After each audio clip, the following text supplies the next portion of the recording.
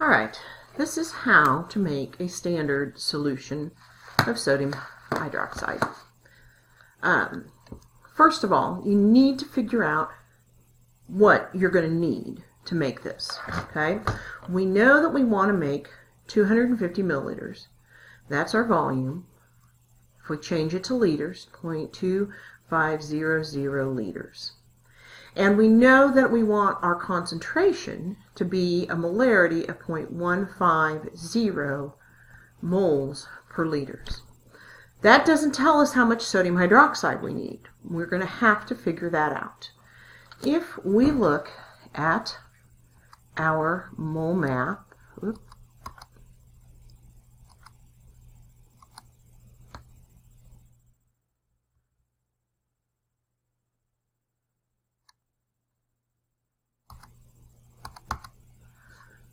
if we know the volume and we know the molarity, following this arrow, volume times molarity will give us moles. And if we know moles, we can figure out the mass that we need of the solute. All right, so we'll start with our volume, 0.2500 liters, times our molarity, 0.150 moles per liter. Liters cancel. That's going to give us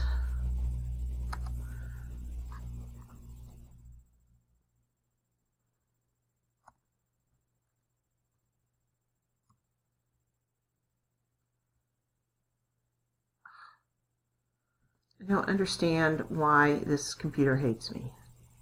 I didn't even touch that. Times, now I've forgotten, 0.150. When we multiply those together, we get 0.0375, which is the number of moles that we need. Unless, of course, I did the math wrong.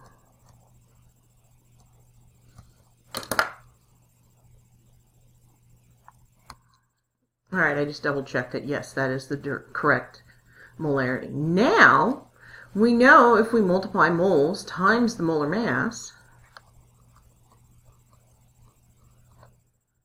the molar mass, I just asked my Google,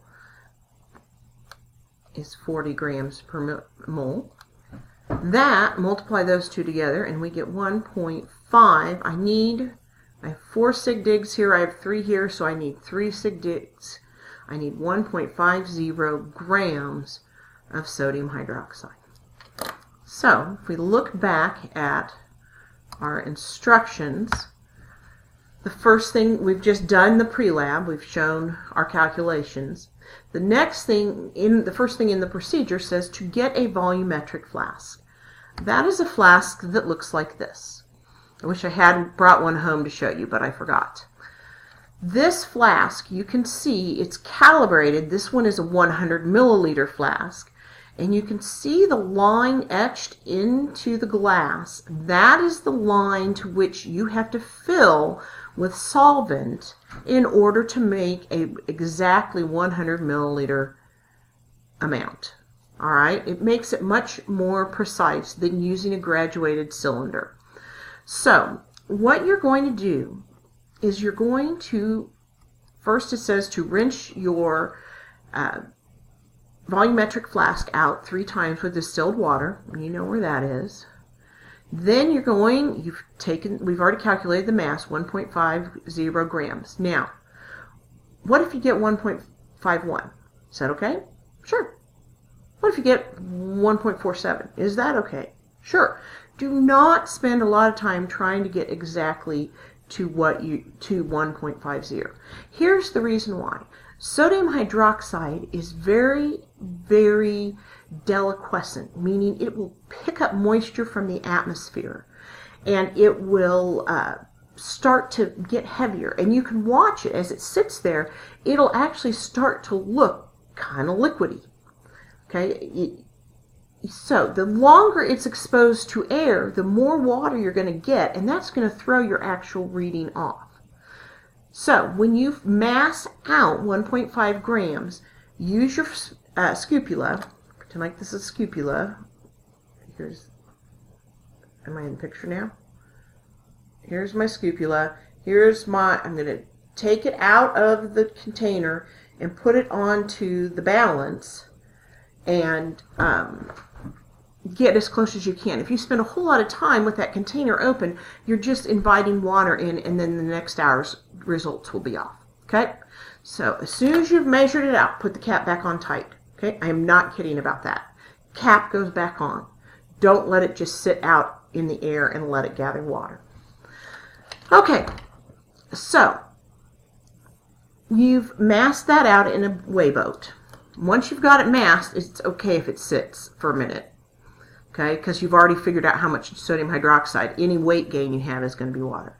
You're going to get a beaker. The beakers are above lab station 4 in the cabinet. I did not get those out because I figured you guys could get that out for yourself. Get a beaker out.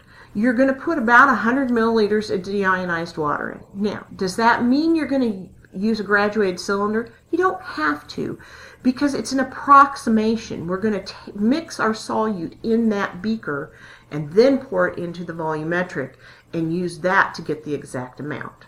So fill it with about 100 milliliters of water, put your sodium hydroxide pellets in, get your stirring rod out, and stir until it all dissolves. Okay, that's going to take a while. Feel the sides of it. Notice any observations. It's going to get warm. Feel the sides of it. It's an exothermic reaction. After you've got that mixed, it's about 100 milliliters, and you've got all the sodium hydroxide dissolved, then pour it into that flask, that volumetric flask, and you're going to have, a certain amount down in the bowl part. Then take your squeeze bottle of deionized water, and you'll add that. Here I can actually draw. You'll add water in until you get to about here. Then you can get a pipette out, and I'll make sure that there are pipettes for you. And you can get a pipette, and you can add it drop by drop if you're not confident that you'll get this right to the line. If you go over, you go over, and you're not going to have an exact amount. So you want to not go over. Okay? All right. Once you've done that,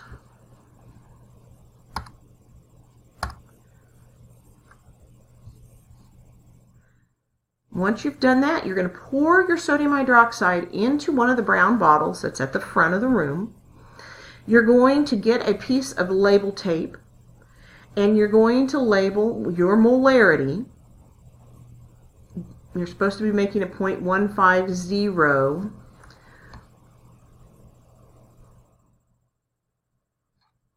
solution. You're going to label your molarity and your name, your 4th hour, the date, and your initials. All right, and we will come back and use that later. All right, put this into your notebook. It actually should go at the back of the teal packet.